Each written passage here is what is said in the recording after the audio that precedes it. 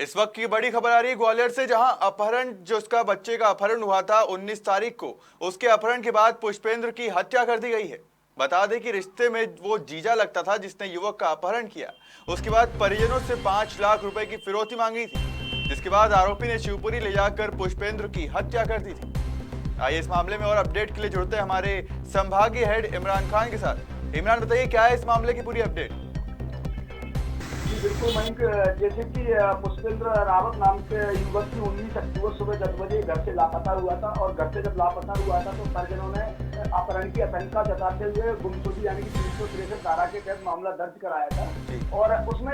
पुष्पेंद्र रावत अपने घर से निकला था तो एक बात अपनी दादी से कह के निकला था कि मुझे मेरे जीजा दिनेश रावत मुझे बुला रहे हैं। तो उस सारे मामले को जैसे ही उसके पिताजी घर पहुंचते हैं और जब दादी इस बात का जिक्र करती है और तो फिर पुष्पेंद्र जो रावत जो युवक है वो कहीं ना कहीं शाम तक जब लौट के नहीं आता है तो उसके बाद शाम को 5 बजे इसके जीजा का इसके पापा के पास पुष्पेंद्र रावत के पिताजी के पास फोन आता है कि 5 लाख रुपए आप मुझे दे दो और मेरा आपका लड़का मेरे पास है। हालांकि इसने ये नहीं बताया कि बोल कौन रहा हूँ और पुष्पेंद्र के मोबाइल से इसने कॉल लगाया था। तो कहीं ना कहीं और जो परिजनों की जो शंका थी वो और बढ़ गई थी, जिसको लेकर तत्काल वो थाने पहुंचे और थाने में पहुंचकर उन्होंने कहानी सारी की सारी थाना प्रभारी को बताई। उसके बाद जब उसी रात को करीब 9 से 10 बजे दरबार पुलिस ने इसके जीजा पुष्पेंद्र रावत को डबरा हल्लेबाज डबरा से गिरफ्तार किया। और जब यहाँ पर दरबार थाने पर जाकर इससे पूछताछ की गई तो कल का सारा पूरा दिन पूछताछ के टाइम में निकल गया और शाम को करीब 6 से 7 बजे इसने इस घटना को कबूल किया कि मैंने ही आपके लड़के को अगवा किया था और मैंने ही आपके लड़के से फिरौती मांगी थी। और जो पुष्पेंद्र का जो मोबाइल था वो कहीं ना कहीं इसके जीजा दिनेश रावत को बैंक बरामद हुआ था। तो कहीं ना कहीं पुलिस की और जो शंकाएं थी वो इस पर बढ़ गई थी और हालांकि इसने ये बात कबूल भी कर ली थी कि मैंने उसको वहाँ पर शिवपुरी जिले के मरी खेड़ा जो पड़ता है बाद वहाँ की झाड़ियों में उसको मारकर ऐसी फांसी लगाकर फेंक दिया है। तो पूरा मामले को गंभीरता से पुलिस ने लिया और पुलिस क्राइम ब्रांच ग्वालियर और देहात एसपी जयराज कुबेर और एसडीओपी अपने कुमार बारंगी ने पूरे मामले की जब अंदर से यानी कि बारीकी से खोजबीन की तो ये मामला सामने आया कि इसका जो रिश्ते में जीजा लगता है उसने 5 लाख रुपए की फिरौती जो मांगी थी वो कहीं ना कहीं सही थी। और वहां पर जाकर जब रात में स्पॉट पर पुलिस पहुंची और पुलिस ने वहां पर बॉडी को वहां से बरामद किया था। करीब रात में 1 बजे वो बॉडी को लेकर भितरवार पहुंच गए थे। लेकिन जब ये पूरी कहानी मयंक के सामने आती है और क्यों इसने अपहरण किया था क्यों नहीं किया था, ये पूरा मामला ये है कि जो पुलिस को इसने बताया है कि इसके पास कुछ जो जीजा है दिनेश रावत इसके पास कुछ साले की यानी कि अपहरण किया था और फिरौती मांगकर उस कर्जे को पटाना चाह रहा था। और यह मामला भी सामने आया कि क्राइम सीरियल देखकर इसने पूरी कहानी को अंजाम दिया था। हालांकि पुलिस के हत्थों से बच नहीं पाया और पुलिस ने बहुत जल्दी और सबसे बड़े पुलिस को बहुत बड़ी सफलता यहाँ पर अगर मैं बात करूँ पुलिस की तो देहात एसपी जयराज कुबेर एसडीओपी अभिनव कुमार बारंगे और दरबार थाना प्रभारी राजकुमारी परमार की सक्रियता और क्राइम ब्रांच टीम की कहीं ना कहीं ये 18 घंटे में इस बड़े मामले का खुलासा पुलिस ने कर दिया। इमरान, जो इसका जीजा था जिसने इसका अपहरण किया था, तो ये अपहरण करने के बाद भी फिरौती मांग सकता है, इसने इसकी हत्या क्यों की? इसके पीछे क्या वजह बताई उसने? देखिए मयंक, जैसे कि जो कि दिनेश रावत जो इसका जीजा था उसने जो मकसद इसका था वो कहीं ना कहीं पैसे का मकसद था। क्योंकि मैं अगर पुष्पेंद्र रावत युवक की बात करूं तो वो परिवार में अकेला है और परिवार में उसके पिताजी भी परिवार में अकेले थे और इनके जो दादा थे पुष्पेंद्र रावत के वो एमपी में लाइनमैन थे यानी कि बिजली विभाग में। तो उनकी ऑन ड्यूटी जो वहां पर डेथ हो गई थी विदिशा जिले में, तो वहां पर उनको एक साथ जो फंड जो मिलता है वो 19 लाख रुपए मिला था और 15 लाख रुपए जो था वो पुष्पेंद्र के खाते में था। तो कहीं ना कहीं इसके जीजा को वो 15 लाख रुपए दिख रहा था और इसने ये भी सोचा कि मेरे पास जो कर्जा है वो कहीं ना कहीं मैं इससे फिरौती मांगकर और इसके जो परिजन है क्योंकि घर में इकलौता चिराग था पुष्पेंद्र और इसके जो पापा हैं वो भी अपने पिताजी के इकलौते थे, यानी कि पूरा का पूरा मामला पहले से प्लानिंग करा हुआ था। और अब इसने जो हत्या की है वो कहीं ना कहीं इसको एक शंका लग गई थी मयंक की हो सकता है मैंने फिरौती मांग ली है और कहीं अगर हो सकता है ट्रेस में तो मेरा नाम ना आ जाए। तो इसने ये सोचा कि मैं इसको फिरौती की जगह इसको मारकर तो मेरा नाम सामने नहीं आएगा। हालांकि पुलिस को भी कई सारी इसमें चालबाजियां दी और अलग अलग बयान सारे दिन दिए, लेकिन शाम को आकर इसने जो हकीकत घटना थी उसका पूरी की पूरी तरीके से कबूल किया और जो हत्या जो की है वो कहीं ना कहीं क्योंकि फिरौती के लिए जो फोन आया था तो इसने ना तो स्थान बताया था कि कहाँ लेकर आना है और कहाँ इसने लड़के को किडनैप करके रखा है। तो हो सकता है मैं कि फिरौती के बाद, क्योंकि ये मामला भी सामने आया, हालांकि अभी और भी पुलिस इससे पूछताछ करेगी। हो सकता है कि इसने फिरौती जो शाम को 5 बजे मांगी है और इसको 8 बजे पुलिस ने वहां से अपने घर से गिरफ्तार कर लिया है, तो शायद ये लड़के को मारने के बाद फिरौती मांग रहा था। ये भी बात शायद सामने आ सकती है, क्योंकि जो घटना थी वो 10 बजे इसको गायब किया था, शाम को 5 बजे फिरौती मांगता है और 8 बजे इसको डबरा में, यानी कि डबरा से, और अगर मैं सीपरी की बात करूं तो करीब 70 से 80 किलोमीटर की दूरी है जहां पर इसको मारा है घटनास्थल। तो 2 से और 2.5 घंटे वहां से यहाँ तक इसको आने में भी लगेंगे। तो हो सकता है अभी ये भी बात का सामने आएगी कि हो सकता है फिरौती उस लड़के को मारने के बाद ही की हो। और सबसे बड़ी बात यह है कि इसको जो मारा गया है वो एक अकेले जीजा ने मारा गया। अभी तक जो बात सामने आई है फांसी लगाकर, फिर उसको वहाँ बेला फुसला कर ले जाता है, या जीजा साले का रिश्ता है तो एक रिश्तेदारी में चला ही जाता है लड़का, लेकिन वहां पर जाकर झाड़ियों में जाकर उसको रस्सी से फांसी लगा के मार दिया जाता है और उसके बाद वो घर भी आ जाता है। और आप ये देखिए, एक हत्यारा एक युवक को, अपने साले को मार कर और घर पर बिल्कुल चैन की नींद सो जाता है और उसको ये भी बिल्कुल भनक नहीं होती कि मैंने कोई हत्या की है। हालांकि पुलिस ने बहुत अच्छी सक्रियता दिखाई और पुलिस की सक्रियता से ये कहीं ना कहीं मामला बहुत जल्दी खुल गया। और पुलिस का ये दावा भी था कि इस मामले में जो सबूत हाथ लगे हैं वो कहीं ना कहीं बिल्कुल इसी का कोई करना कोई कारनामा है, तो बहुत जल्दी खोल दिया गया है। लेकिन ये हत्या जो कर दी है, मैं किसने यही कारण रहा है कि मेरे ये पहचान नहीं हो पाए कि मैं इसको किडनैप करके ले गया है, मैंने अपहरण किया है, इसकी वजह से इसने हत्या कर दी। जी इमरान, जो अभी ये जो हत्या का खुलासा हुआ इसके बाद उसके परिवार वालों का, उसकी बहन जो है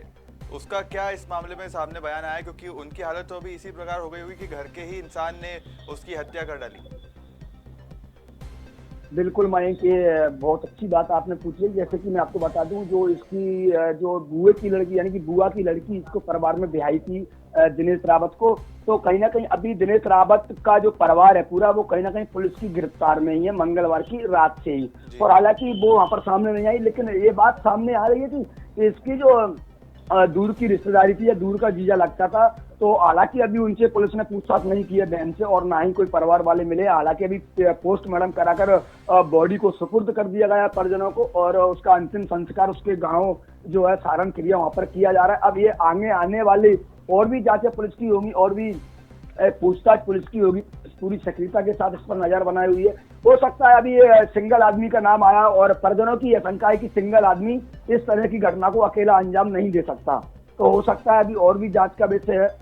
और आगे चल के क्या अब और सामने आता है। हालांकि इसकी बहन का क्या कहना है जो भी आई थी, लेकिन कहीं ना कहीं अभी तक की जो घटना है वो एक सिंगल इसके जीजा की घटित आ रही है और इसने पुलिस को जो कबूल किया वो ये भी कबूल किया कि मैंने अकेले नहीं की है और दूसरा आदमी कोई इसमें मेरे साथ नहीं है। लेकिन अभी कोई ऐसा बयान ना तो उनकी बहन की तरफ से आया है और ना उनके रिलेशनशिप यानी रिश्तेदारों की तरफ से आया है। लेकिन अब आगे पुलिस पूरे मामले की खोजबीन कर रही है और आगे जो भी स्पष्ट निकल के आएगा वो अपन फिर अपने दर्शकों को खबर मध्य प्रदेश के माध्यम से दिखा सकेंगे। लेकिन क्या इमरान ये मान सकते हैं कि उसके जीजा जो है रावत करके, दिनेश रावत, तो उसका कोई मानसिक संतुलन थोड़ा बिगड़ा हुआ है? क्योंकि अगर वो उसकी हत्या कर रहा है तो उसका मोबाइल साथ में लेकर के घूम रहा है, या तो ये ज्यादा समझदार है? क्या मान बिल्कुल मयंक, जैसे कि क्या होता है जब कोई आदमी किसी आदमी की हत्या कर देता है तो ऑटोमेटिक उसको संतुलन जो है वो अपने आप बिगड़ जाता है, क्योंकि हत्या करना एक इंसान को मारना एक बहुत बड़ी अपने आप में वो होती है और कहीं ना कहीं यही वजह रही है कि उसने अपने जो साले की हत्या की है तो उसका मानसिक संतुलन जो है वो बिगड़ चुका था। और आप ये देखिए कि वो जिस मोबाइल से उसने फिरौती मांगी और जिसको मार दिया उसका मोबाइल अपनी 2 व्हीलर बाइक की डिग्गी में रख के वो चल रहा है और पुलिस को लास्ट पे आ रहा है मोबाइल मेरे जब होती है तो ऊपर वाले का भी कुछ केयर होता है। मैं भगवान भी इसका वो है, ऐसा नहीं कि नहीं है, वो अपने आप मानसिक संतुलन उसका बिगड़ चुका था और मानसिक संतुलन की बजाय ये रही है कि उसका मोबाइल उसमें, और पुलिस को उस मोबाइल के और उसके मिलने से और कहीं ना कहीं सारी की सारी जो शक्ति गड़ियां थी वो समाप्त हो गई थी और पुलिस का विराम बिल्कुल लग चुका था कि कहीं ना कहीं यही और इसने कहीं ना कहीं किडनैप किया। लेकिन पुलिस को इतना बड़ा ये पता नहीं था कि इसने पैसे के चक्कर में किसी अपने साले की जान ले ली होगी। आप ये देखिए, एक अगर इसको पैसे मांगना भी थी, परिजनों का भी ये कहना है जब हमारी बात इस संबंध में, तो अगर इसको पैसे लेना भी थी तो हमको जगह भी बताता और भी चीजें बताता तो इसको पैसे भी देते। लेकिन जब इकलौता चिराग किसी का बुझता है और पूरा का पूरा परिवार उसका नष्ट हो गया, यानी कि आने वाली पीढ़ी भी उसकी अब नहीं चल पाएगी, यानी वंश पूरा खत्म हो गया इस लड़के के खत्म होने से, तो कहीं ना कहीं बहुत दुखद घटना है। और ये आगे अब पुलिस का जांच का विषय कैसे क्या हुआ था मैं कि सारी की सारी जांच पुलिस करेगी। जी इमरान, फिलहाल जो ये अपहरण किया था उसके बाद हत्या की है, लेकिन ये जो पूरा इसने प्लान बनाया था, ये किसी क्राइम सीरियल को देखकर बनाया था। इसी के साथ हम खबर मध्य प्रदेश के माध्यम से अपने दर्शकों को ये सूचना देना चाहते हैं कि ये क्राइम सीरियल्स जो बनते हैं ये आपको जागरूक करने के लिए बनते हैं, आपको आगाह करने के लिए बनाए जाते हैं। अगर ये हत्यारा अगर वो क्राइम सीरियल पूरा देख लेता तो शायद ये भी एक इतना बड़ा कदम नहीं उठाता, क्योंकि आखिरी में कोई भी हो आरोपी तो पकड़ा ही जाता है। बिल्कुल माइन के बिल्कुल सही बात है कि जैसे कि अगर ये क्राइम सीरियल इसने देखा है तो शायद लास्ट तक नहीं देखा हुआ, यदि क्राइम सीरियल जो है वो कहीं ना कहीं एक जो प्रैक्टिकली जो घटनाएं होती हैं उनको केवल एक दर्शकों को दिखाने के लिए, जिससे कि दर्शक घटना को ना करें। लास्ट वाला जो सीन रहता है उसमें चाहे कितना भी बड़ा अपराध, चाहे कितना भी बड़ा क्राइम उसने करा हो, लेकिन कहीं ना कहीं वो पकड़ में पुलिस की में आ जाता है। अगर एक क्राइम पेट्रोल पूरा देख लेता या क्राइम सीरियल जो भी इसने देखा है वो अगर पूरा देख लेता शायद इस घटना को अंजाम नहीं देता। और इसके पास जो था जिसने जैसे भी अभी पुलिस को बताया कि क्राइम सीरियल दे, तो क्राइम सीरियल जो बनाए जाते हैं जो भी टेलीविजन पर प्रकाशित किए जाते हैं वो कहीं ना कहीं दर्शकों को जागरूक करने के लिए किए जाते हैं, ना कि घटनाएं घटित करने के लिए। लेकिन ये क्राइम पेट्रोल को अधूरा देखकर लोग और अपने मान संतुलन बिठा लेते हैं कि क्राइम पेट्रोल से हम सीखकर इस तरह का अगर अपराध हम कर देंगे तो पकड़ में नहीं जाएंगे। लेकिन अगर ये दिनेश रावत पूरा क्राइम पेट्रोल देख लेता और उसका अंत तक चला जाता तो आज ये इतनी बड़ी घटना को अंजाम नहीं देता। जी बिल्कुल इमरान, ये खबर के लिए बहुत बहुत धन्यवाद इमरान। ठीक है यार।